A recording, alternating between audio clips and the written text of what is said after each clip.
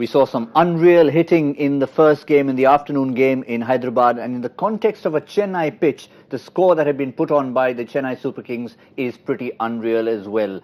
This is NPL Presents Cricket Buzz Live, and just to put in context, the 175 for 5 in 20 overs, don't look at that scorecard in isolation. At the end of the 17th over, Rajasthan Royals wouldn't be too unhappy. They were 115 for 4. And again, talking about our NPL Super Couch predictions, all three of us were well in it. It hadn't even entered the window, which started at 120. Guess what? It entered the window and like a good cross ventilation went out the other side as they scored 175. That was pretty insane. We moved from this chair to Michael Vaughan's chair to Joy's chair, and now we sent the chair back for Thala to sit on very comfortably in Chennai. That was an absolutely unreal performance from MS Dhoni, the veteran. Again, the context, the surface, the bowling attack, everything, he's a complete genius, isn't he? Complete genius, and just the way, again, he structures his innings. So Raina took the early risks, he waited for Raina to go for it, then Bravo did a bit, and then he decided to sort of step on the gas. He chose the bowlers, he started with Unadkat very early, he started intimidating him, walking down the pitch to him, and he just timed it so beautifully. I mean, the way he made his runs is even more spectacular. It wasn't that from ball one he was hitting it out of the park. Oh, I think he's probably the best poker player that I've ever seen, because when he first played international cricket and in the IPLs back in the day, he generally used to go all in. So you knew as MS Dhoni walked out to bat, he was all in. He was just going to try and hit the ball to all parts. The way that he plays the game these days is, as an opposing team, you've no idea when he's going to go, and he just sits and he bluffs.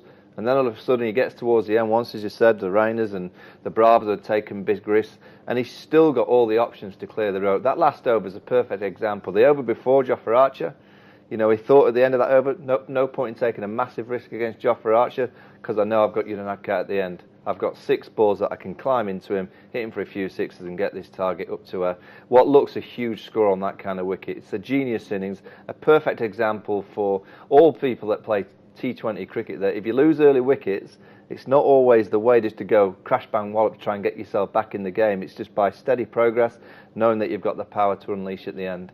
It's the first time I've heard that comparison, that metaphor used about him, but I think it's very accurate, because add to that his face, the poker face that we call it, and that's what Captain Cool comes with bat in hand. Absolutely. And the other interesting thing is it wasn't a bad bowling effort. Even in the 19th, when you think that, okay, now I'm settled, he still didn't want to take a risk of Jofra Archer. He said, this is not the ball I want to take a chance of. He still held back. So he was smart enough. Even though he's timing the ball, he's probably seeing it like a football out there. He said, this guy's not worth the risk. Not when I have 6 balls left. And that's really a class, really smart act out there. And he still got to 175. He just smashed it in the end. Yeah, if we have a look at the bowling figures for the Rajasthan Royals, before we come to the inning progression which told a story, I think that also tells you that you're allowed to respect a bowler. Jofra Archer is going to be the key for the attack. 4 overs, 2 for 17, well bowled, pat him on the back, and everybody else goes. No, here's, again, there's an issue out here, and this is a very serious issue for Rajasthan. They need to look at it, saying, you had 2 frontline spinners. Shreyas Gopal and Gautam were your 2 frontline spinners.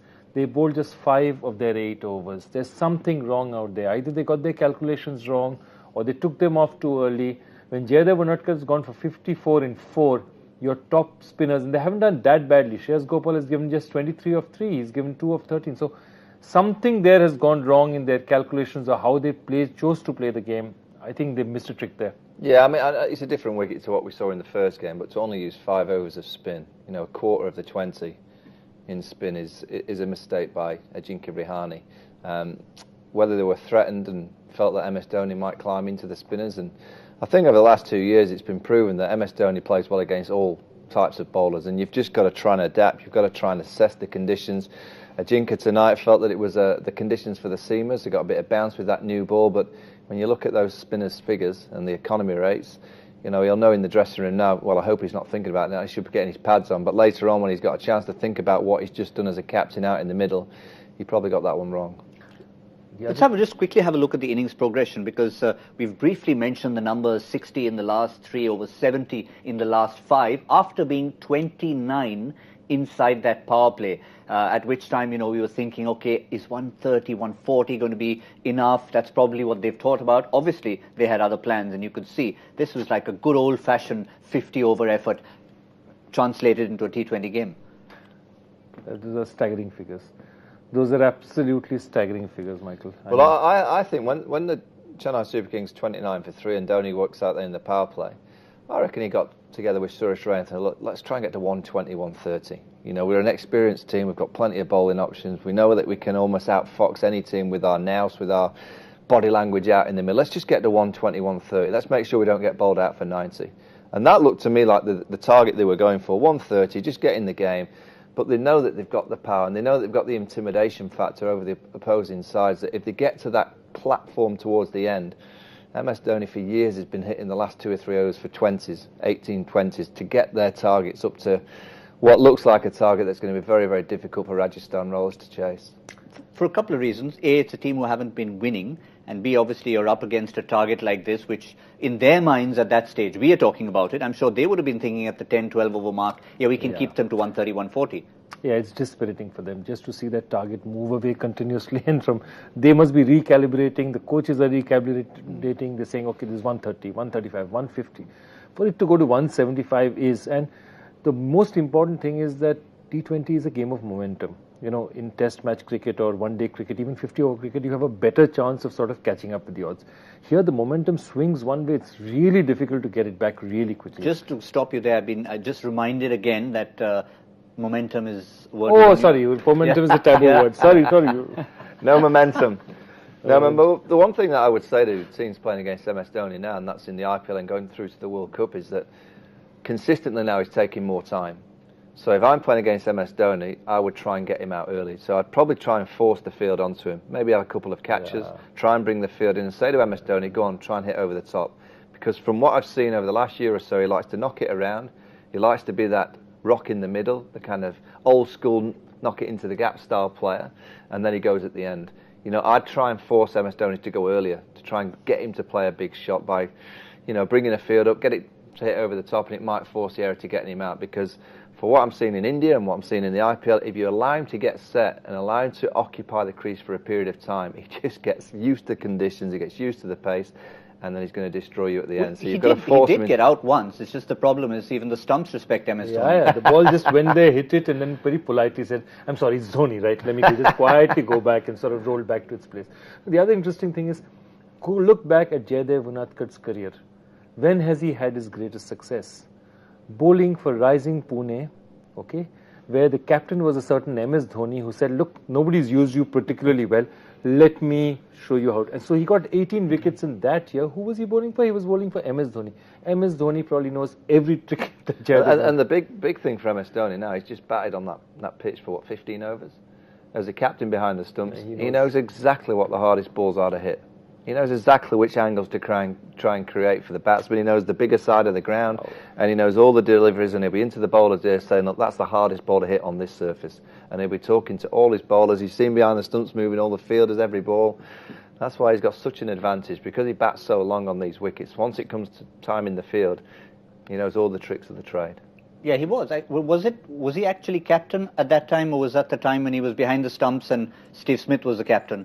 No, yeah, he was. I think he was. Yeah, he was captain. He was captain for a while, and then I think he gave up. But he was. But behind still, the stumps. he was behind the stumps, one way or the other. So you know that he's having enough of an influence. And Jaydev, in fact, I remember a couple of interviews. We spoke about working with Dhoni and understanding his own talents better and what he needed to do. Because I think he said I was a tearaway. I tried to really bowl it fast, and Dhoni taught me how to use the slower one. And fascinating, how it all comes back. Now, the big factor that we've talked about, the possibility of that 175, maybe, you can adjust it to about a 150, because we think there's dew out there, and Jofra Archer has confirmed it. He said in the last 8 or 9 overs, the ball was almost slipping out. We saw that with that one waist-high free hit.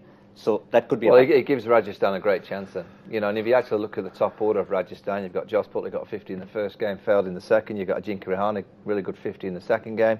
You got Sanju Samson with a century in the last game. Steve Smith's not really had a knock yet. Ben Stokes is such a dangerous player.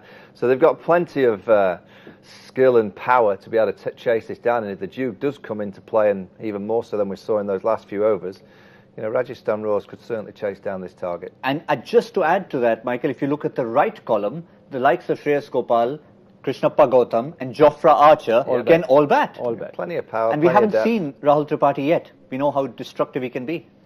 Yeah, if the ball is skidding on and it's the spinners are not really getting purchased. It's not going to be an easy pitch to bowl on, and perhaps that's one of the reasons why the spinners have not, they've bowled 5 and then they said there's too much due, don't bring the spinners back. Maybe that's one reason, that is the only logical reason why maybe he didn't bring the spinners back. So which side of the fence do you lean on, gentlemen? Because I know we didn't take a prediction in the previous game, but given that we're all sitting on very bland couches at this time, maybe we can bring the MPL Super Couch into the equation for our final show of the day. What it'll mean is we need to first figure out who's winning, who's losing, and then a margin. Look, I'm just going to go for it since I'm in a good mood and there's a lot of due. I'm going to go for a Rajasthan win in 19. Rajasthan winning. I'm going to go for Rajasthan, but I think it's going to be with 2 balls to spare. Oh, well, it'll be a little boring if I also get onto that Rajasthan bandwagon, much as I like the colour pink. So just to play devil's advocate, I'm just going to go the other side and go for the yellow team. Rajasthan will score. They'll get close, but 15 runs is what I'm saying. 15 runs behind that total. So around 160 is what they'll get, is what I'm saying. Just trying to be different here. But yeah, heart of hearts, I actually believe that they should be favourites if what Jofra Archer said about the due is true. We're quite far away from it as well. We'll get a good idea of where we stand at the 10 over mark. We'll of course analyse that with Crick Buzz Combox and be back to wrap up a Super Sunday that's been plenty of action seen on MPL Presents Crick Buzz Live at the end of the day.